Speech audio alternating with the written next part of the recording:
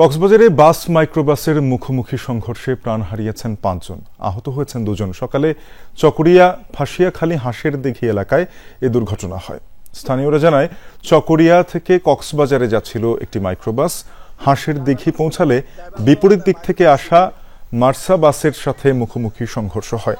ঘটনাস্থলেই প্রাণ হারান একজন, গুরুতর অবস্থায় হাসপাতালে নেওয়া হলে ৪ জনকে মৃত ঘোষণা করেন চিকিৎসক। দুর্ঘটনার পর সড়কের দুই পাশেই কিছু সময়ের জন্য বন্ধ থাকে যান চলাচল। পরে পুলিশ ও সেনাবাহিনী দুর্ঘটনা কবলিত গাড়িগুলো সরিয়ে নিলে যান চলাচল স্বাভাবিক হয়।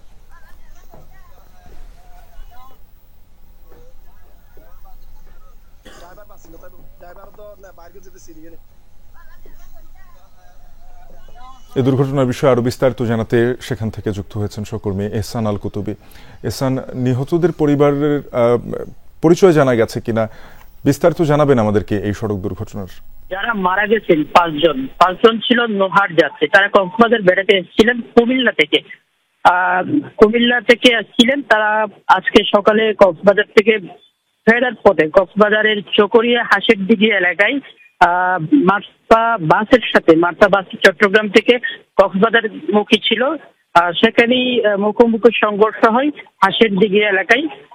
মুখোমুখি সংঘর্ষের পরে ঘটনাস্থলেই মুমূর্ষু অবস্থায় সবাইকে উদ্ধার করা হয়। তারা বাসের মধ্যে আমরা প্রাথমিকভাবে যেটা জানতে নোহার মধ্যে প্রাথমিকভাবে যেটা জানতে পেরেছি, তারা ৮ জন ছিলেন ড্রাইভার সহ।